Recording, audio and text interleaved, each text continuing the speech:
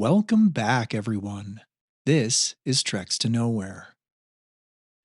I've spoken many times in previous episodes about the silly traditions that we all carry out in our various endeavors, ostensibly in the name and spirit of fun. One such tradition that I introduced back in episode 2 of this season was that of riding 100 miles on a bicycle as a way to effectively earn it. Now, I will admit that this christening tradition of sorts is likely not a ubiquitous practice, and it's probably only carried out by the rare few like myself that purposely like to set strange and lofty goals. With that said, I've definitely heard others speak of their initiation century rides shortly after the purchase of a new bike. If anything, it certainly makes for an effective way to determine the long term comfort of a new bike. With me, of course, it's not about comfort, it's about the challenge and the tradition. As you heard in episode 2, there's just something so satisfying about spending all day riding 100 miles on a bike. It really does provide a unique way to bond with your bike and to learn all of its quirks and nuances. So, with all of this in mind, I'd like to take you back to 2015 when I decided to carry out what was my first proper century ride. Since first learning of these century rides, I've always wondered what it would be like to complete one. I had run 100 miles many times and was curious how a 100-mile bike ride would compare, other than just taking a lot less time to complete. However, up to this point, I never really had an overwhelming motivation to actually get out and tackle one of these rides. Now, back in 2012, while in graduate school, I did spend a considerable amount of money on a nice new, used touring bike that I thought would allow me to go out on many exciting adventures. The problem was, I just never really fell in love with a bike or the idea of going on long rides. It was and still is an excellent bike, a surly long haul trucker, but I was just never enthusiastic about riding it or planning any sort of adventure rides on it for that matter. I had never been able to put a finger on just why I didn't find much enjoyment out of this bike, but did ultimately pinpoint the source of my cycling apathy. My bike was the wrong size and had the wrong feel for me. Of course, a lot of my cycling apathy may have also just stemmed from the fact that I was a stressed out graduate student trying desperately to finish my dissertation and just didn't have the time to ride. Now, I bought my Surly used at a great price from a local bike shop in State College that had a great reputation. The problem was is that I never had myself properly sized on a bike, or even knew what the hell I was doing for that matter, so I just pounced on the first good deal that I could find. Because of this, I got a bike sized for someone about an inch or two taller than me with a longer inseam.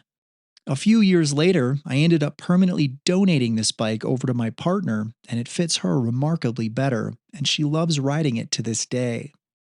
Now, at the time, while it made me happy to see the bike being used and being enjoyed by someone else, I had sort of given up on ever getting into cycling.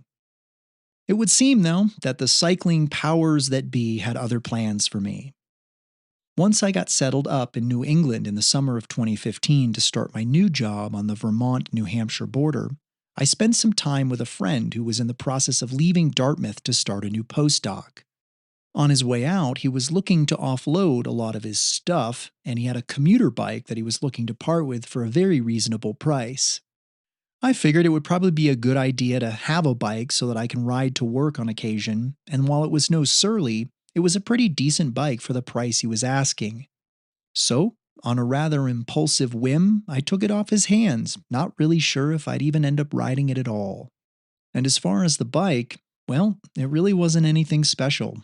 A 2007 REI Novara Buzz.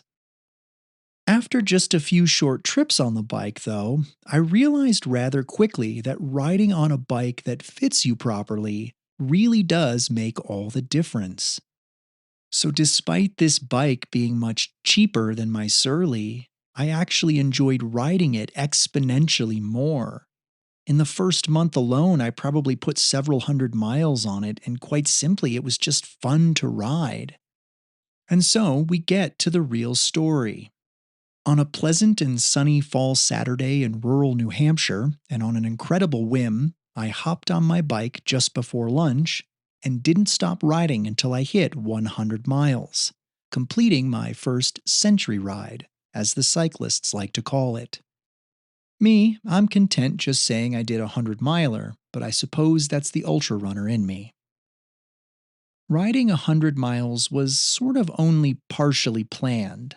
I had become convinced that I wanted to try it at some point, but wasn't sure when or where. I debated about whether it would be smarter to do 100 miles over relatively flat terrain, meaning less hills but more constant pedaling, or go over a hilly course that would mean more hard work on the climbs, but a lot more places to coast downhill. The answer ultimately came to me by way of some internet map sleuthing.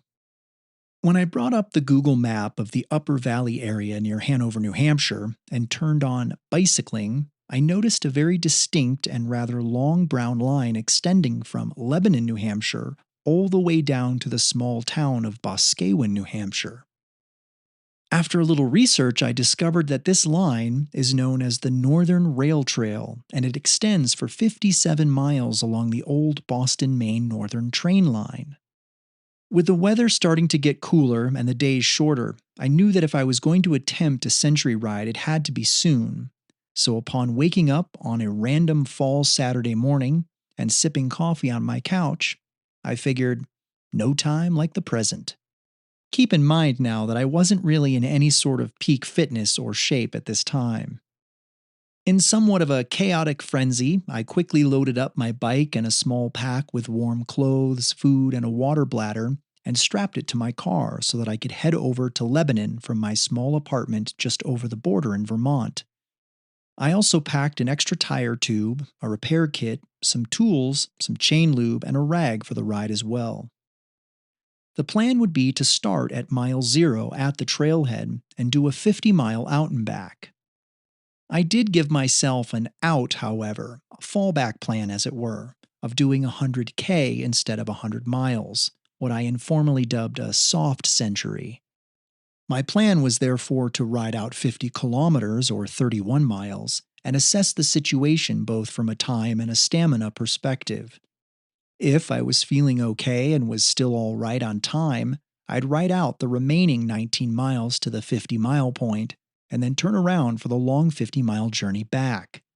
Of course, with the trail being 57 miles long, I was tempted to try for the full 114-mile ride. But in the end, I couldn't justify doing that extra 14 miles since it was already almost noon and I had nothing to really prove. So I set aside my OCD tendencies and set firm a turnaround point of 50 miles or less. I was also admittedly a little worried about trail tread. This would not be on paved roads, and the rail trail would mean 100 miles of crushed gravel.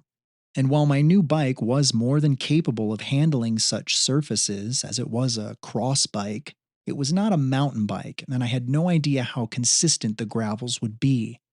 There could, for example, be parts where the rocks could potentially damage or puncture my narrow cross tires. Plus, all the bumping and vibration of riding over 100 miles on crushed gravel was sure to make my backside sore, especially considering my longest ride to date was only about 25 miles. Lastly, I was worried about my new bike light and whether it would provide adequate lighting in the dark and for enough time. I had used it on some short rides on roads and it was fine, but this would effectively be on a dark trail at night and with no outside lighting in the middle of rural New Hampshire. I had read in the owner's manual that on the low setting, the light would provide 6 hours of constant 200 lumen power, but on medium, only 4 hours. I told myself that I had to turn around by 5 p.m. at the absolute latest, as it would be dark enough for a light by 7 p.m. I gave myself a conservative cycling estimate of about 9 hours and factored in about an hour for breaks. This meant that I was planning on a 10-hour day total. I arrived at the Lebanon trailhead mile 0, unloaded my bike, and started my timers. The clock read 11:48 a.m. It was definitely going to be a late start, but I wasn't too worried. Worst case scenario is that I'd turn around at 50K or get too flat somewhere and have to do a lot of walking in the dark. Thankfully, my light also had a walk mode, which puts out only 30 lumens and gives 12 plus hours of lighting. I had enough food and water and warm clothing to get me through the night if I needed it. At exactly 11:50, my wheels hit the start of the path with a sign indicating 57 miles to Boscawen. I had determined a spot on the map that was 50 miles south, and I also had my GPS watch on and would be able to tell when I hit 50 miles as well. Hopefully, these two places would be the same. The ride started in the sun, and it couldn't have been a lovelier day. People were out walking their dogs, riding bikes, and running. Lebanon is a fairly good-sized town, so there were a lot of people within the first 5 miles of the start. Upon a quick glance at my map, I soon realized that I had very discrete points along the trail to help break up the miles. Some of those points were lakes or old train stops, while others were legitimate little towns where I could stop at gas stations for food. This entire adventure was starting to feel a little like a journey run or through hike, only on wheels. Over the first 15 miles, I passed over many old bridges, saw beautiful streams and creeks, and stopped to marvel at the changing leaves. It genuinely was a perfect temperature day, and everything was progressing just nicely. The path was a very fine crushed gravel and was no problem at all for my bike or my backside.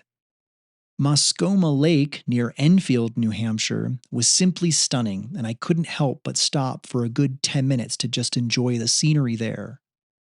Afterward, miles ticked away rather quickly, and at mile 16 or so, I passed the town of Canaan. As I pedaled through the town, I hopped out onto the road to ride for a few miles on smooth pavement, but realized very quickly that this was a bad idea, both because there was essentially no shoulder, but also because it was incredibly hilly. The joy of a rail trail is it's never more than a 1 or 2% gradient. Despite this little hiccup, things progressed rather smoothly along the ride, and I slowly continued ticking off those miles. At mile 24, I stopped at the service station in Grafton and got a sandwich and an ice cream. It was nice to top off, and it felt very much like a through-hike resupply. I chatted a bit with some locals and then headed out further down the trail. Some clouds had rolled in, and while it didn't look like rain was imminent, the temperatures did drop noticeably. I donned my thin windshell and carried on. The legs still felt great at this point, and at mile 31, or the 50K point, I made the command decision to push on towards 50 miles. I was going after the century. One thing worth noting at this point is that after Grafton at mile 25, the path had become much less bumpy, so my average speed had also increased, so I was feeling good about my projected turnaround time. I also noticed that after Grafton, the trail became much more lonely. From mile 25 all the way to 50, I only saw one other person on a bike and only passed a few locals walking their dogs. The trail just felt very quiet, and what I came to realize is that these parts of rural New Hampshire are really quite remote.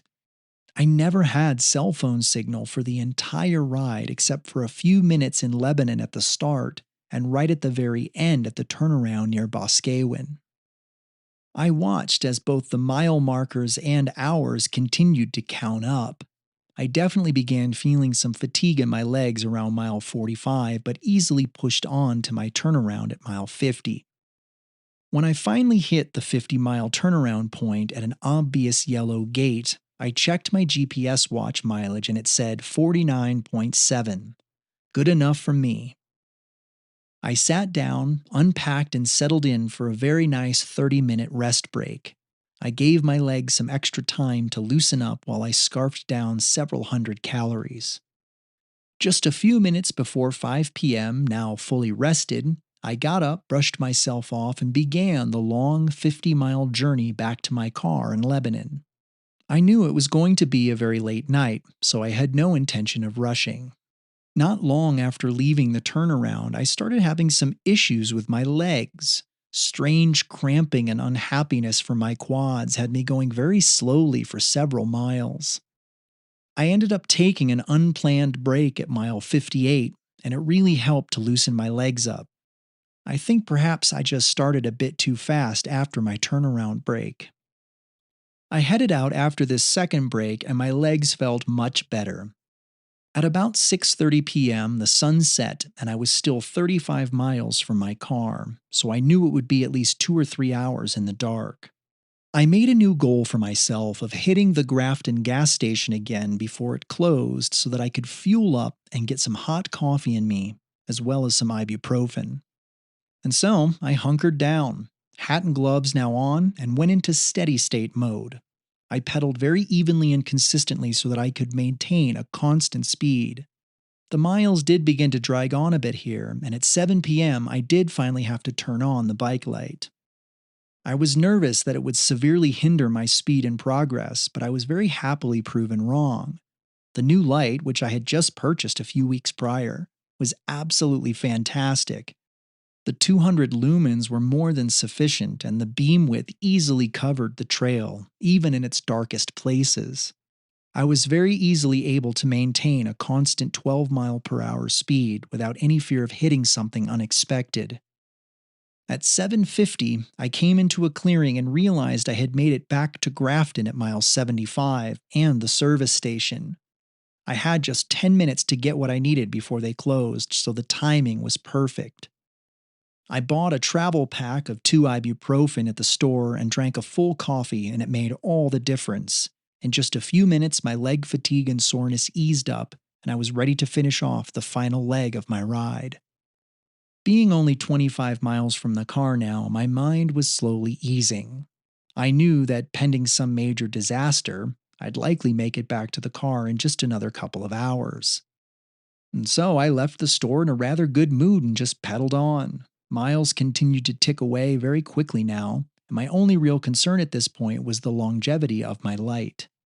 But it never faltered, never wavered or dimmed, and worked perfectly to get me home. When I finally made it back to Enfield with about 6 miles to go, I considered myself on the home stretch. Each mile had me smiling even more. I was going to complete 100 miles this day on my bike, something that I was always curious to try, and in this case with no real major blowouts or physical issues. At this point, I didn't even care if I did get a flat tire or blown light. I was going to make it regardless. Eventually, the trail opened up, and I was right back at my car where I left it some 9 hours and 50 minutes earlier. It was a damn good day, and I was right on schedule. With breaks, the ride took me almost 10 hours exactly, with about 9 hours of actual movement. I mounted my bike back on the carrier and was quickly overcome with fatigue. I made the 10-minute drive back to my home in Vermont and fell asleep within minutes. Sunday morning, I woke up with a little leg soreness, but otherwise completely fine. It was almost as though it never happened. All in all, I would say my first stab at a century ride was a great success. No major issues with myself or the bike, lovely scenery, and a great workout to boot. I truly felt like I had now earned my new bike, and of course, because of this, the entire endeavor did manage to solidify what would become a requisite tradition for any new future bike. I would need to ride 100 miles on any new set of wheels to feel as though I had properly earned them. Many years later, in 2021, after having moved across the country to Flagstaff, Arizona, and having spent a full year bicycle commuting to work on that same 2007 REI bike from New Hampshire, I decided it was finally time to pick up a proper new bike. So, I settled on a brand and a style that I liked, an all-city Space Horse. The bike got generally good reviews, and I was liking the retro feel and style to it. The big problem was that we were at the peak of the COVID-19 pandemic at the time, and nearly all road bikes were either sold out or back-ordered. Only one shop in all of Arizona carried the All City brand, and they had no models on their showroom floor. I could have waited, but I instead decided to explore some other possibilities. What I stumbled upon was the Specialized Diverge. This bike was just fantastic. It was lighter and came with a built in Future Shock front suspension. In addition, the style of the bike was more squarely a gravel or cross bike as opposed to the straight road touring bike of the All City Space Horse. Given the volume of forest roads in the greater Flagstaff area and my love for all things trails, this seemed like the perfect fit for me. The one drawback to the Diverge would be that it might not be quite as fast on open, flat tarmac or pavement. But the ability to ride on forest roads and even trails was simply too attractive for me to pass up. So I spent hours searching on the different models of the Diverge and finally settled on one specific model that I really liked that was also reasonably priced. And then began the phone calls. I was calling bicycle shops all the way in California and Texas, and not one had a single Diverge in stock. It wasn't looking good. But just as I was about to give up hope, I found a few more shops down in the Phoenix area that I had somehow missed. The last shop I called told me that they did have one single Diverge in the shop, but that it would likely go in the next day or two. I tried not to get too excited as the chances that the bike were the exact model, size, and color I wanted were quite slim. But he goes on to tell me, so it's the Comp E5 model in size 54 and the off black color. Unbelievable, I thought. This was the exact bike that I had wanted, and I couldn't believe they had one in house. I asked the owner if they'd be willing to hold it for me, as I wouldn't be able to drive down until the next day. Of course, he did offer to hold the bike for me, provided I give him a deposit over the phone at that moment, which of course I happily did. The next day, I rode down and picked up the new bike in Phoenix. It was beautiful, but more importantly, it fit perfectly. I finally would have a full-sized bike in the correct size. Immediately, my brain started conjuring up fantastical adventures that I would be taking on this new bike. I happily paid off the remaining balance, which did set me back a fair amount, and then drove home back to Flagstaff with giggly anticipation.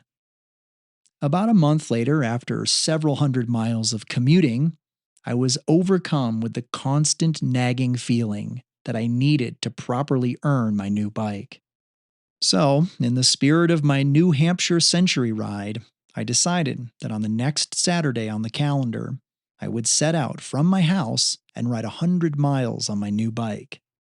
It would be our first real adventure together.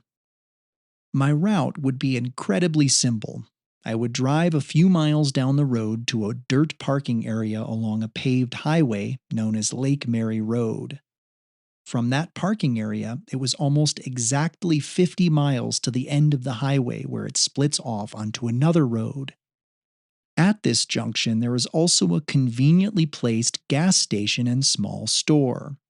Therefore, my plan would be to ride the 50 miles out, carrying just 2 bottles and several hundred calories, and then restock food and fluids at the station before then riding back. Of course, what I failed to consider in my rather spontaneous planning was that Lake Mary Road is known for being quite hilly, and should I choose to ride this route, I was going to have to deal with several thousand feet of elevation gain in both directions. I had thought about maybe doing another rail trail of sorts or sticking to gravel or forest roads, but I really wanted to keep it simple and relatively quick, so ultimately I decided to stick to pavement for this ride. Lake Mary Road does also have very prominent shoulders, so it makes for an excellent cycling road that would hopefully keep me relatively safe from cars. At around 8 a.m. on the following Saturday morning, I loaded my bike up on the rear rack of my car, drove the 4 miles down the road to that dirt parking area, and set up my tail bag with all of my necessary supplies and tire repair equipment. After about 10 minutes of preparation, I started up my GPS watch again, pulled out onto the shoulder, and began pedaling. It all felt so familiar. This was going to be my first true long ride on my new bike, and I was stepping it up right to 100 miles. However things turned out, it was most definitely going to be an adventure. The very first thing that I noticed that was quite different from my previous 100-mile ride up in New Hampshire was just how much easier I was pedaling and how much quicker I was moving. With almost no effort, I was casually pedaling along at 17 miles per hour down the highway. In the first few miles, I could tell that I was fired up and probably moving a bit too fast, but I was excited about the day and I was having fond memories of my early miles on the New Hampshire ride just 6 years prior. Eventually, I did calm down a bit and eased into a very comfortable pace of about 15 miles per hour. The first few miles came with several hills, but they were early enough that I didn't really notice them. By mile 5, just 20 minutes into my ride, I had completed the early hills and would have over 15 miles of very flat and fast road along Upper and Lower Lake Mary. This beautiful morning stretch of the ride was sublime. I was full of energy and excitement and couldn't believe how effortless it all felt. Just past the hour mark, I came upon the junction with the Mormon Lake Road around mile 17, and I decided it was time for my first short break. I pulled over, nearly forgetting I was using clip-in shoes and almost falling over, and spent about 2 minutes drinking half a bottle of energy drink and scarfing down a stroopwafel. One small annoyance that I was discovering with my route was that, given the time of year, mid-March, the shoulders of the road were littered with small cinder rocks and gravels. You see, Coconino County uses these gravels to prevent icing as opposed to salts, and they can definitely make riding along the shoulder a bit frustrating. Thankfully, traffic was quite sparse on Lake Mary Road so far out of town, so I was often just riding out on the road itself to avoid those gravels. It was much smoother on the primary road. After my break, I would be presented with a series of incredibly difficult climbs as I worked my way past Mormon Lake and past the halfway point of the outbound leg. These climbs were noticeably more difficult than the first climbs, and I was definitely feeling them and putting in a more honest effort.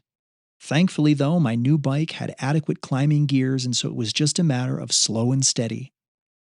Off of the road and within the trees, there were still stray patches of snow hanging on from the winter, and there was at times a crisp bite to the air, but I had plenty of layers to keep me warm. I passed by the intersection of the Arizona Trail, and after several long climbs, I reached the high point along the route near the Happy Jack Ranger Station and the Lowell Discovery Telescope, and just past the 32-mile mark. I was definitely starting to feel some early fatigue setting in, but knowing I was over a third of the way through my ride kept my spirits up.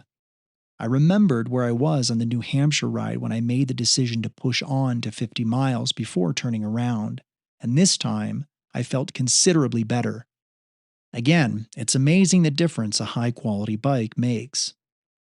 Following this high point, there were several miles of steep descent that allowed me to coast for long stretches, giving my legs a break.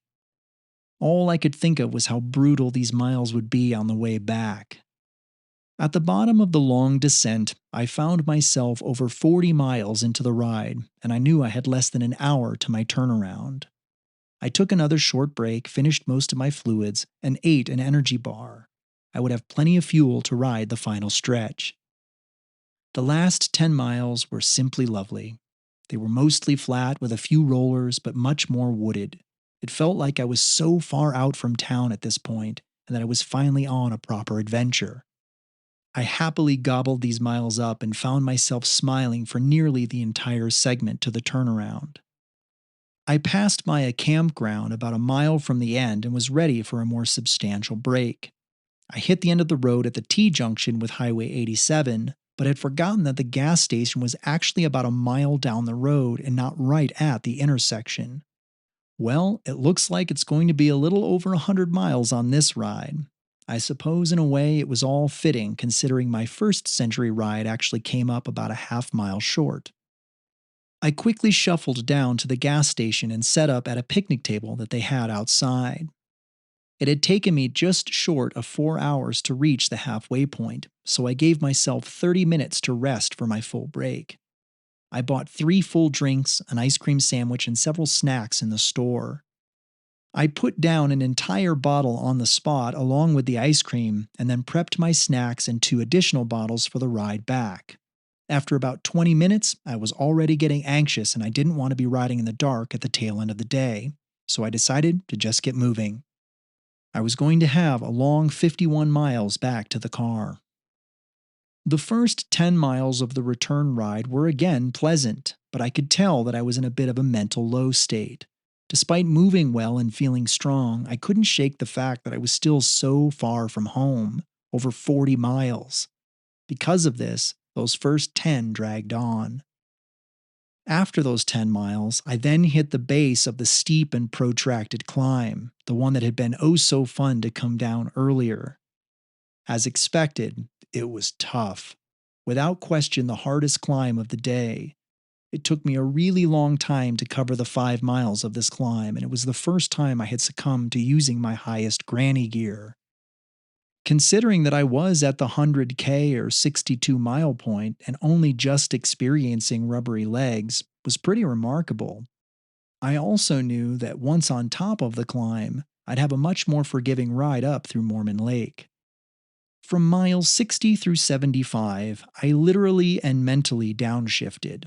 My pace slowed closer to 12 or 13 miles per hour, and I went into something of a method mode of just pedaling consistently and working to check off miles. For most of this section, I was just trying to stay consistent and not stop.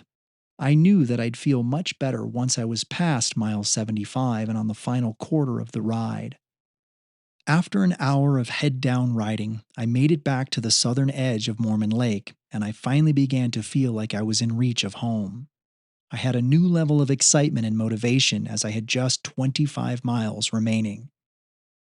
On the last high point overlooking Mormon Lake, I stopped for a proper break at the Vista Lookout point. I put down an entire bottle of fluids and ate whatever food I had left. I figured at this point I just needed a jolt of energy to get me home.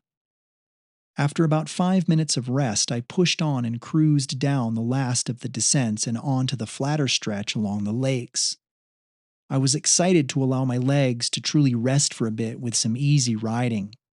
I noticed the sun was getting quite low on the horizon at this point as well, and I was wondering if I would have to pull out my light after all. When I reached the far end of Upper Lake Mary with about 10 miles remaining, I couldn't help but giggle a bit. I was now in the final single digits. My watch read about 7.5 total hours with breaks, so it was looking like I was going to finish under 9 hours with about 8 hours of riding. I pushed on with purpose along the lake, averaging about 15 miles per hour, and I could tell that I was moving on adrenaline. With about 5 miles remaining, I came around a bend in the highway and saw the first of the final climbs. I had forgotten about these climbs, and now they looked so much bigger than they did in those early hours of the morning. And while these climbs were much more gentle than the previous monster at mile 60, I was much more fatigued at this point, and it was an absolute struggle to get through them. I rolled up the first of the remaining 2 major climbs, entirely with the help of my granny gear, and then at mile 98, I had just one last big up and down back to my car. The sun had just set at this point, but there was still enough ambient light where I didn't quite need my lamp yet. At least that's what I told myself.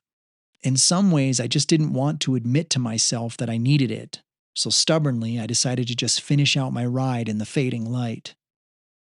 When I reached the top of the final climb, it felt like I had summited a Colorado 14er. It was brutal, but the good news is that my final mile would be all downhill back to the car. I vividly remember coasting down this descent. I was ecstatic that my ride was effectively over and that I could just coast my way home and treat the descent as a victory lap. At the bottom of the descent, I reached the parking area in my car. I pulled in, unclipped my feet, and stopped my watch. 8 hours and 40 minutes total, with exactly 8 hours of riding. Not bad, I thought, especially considering there was almost 5,000 feet of elevation gain on the ride.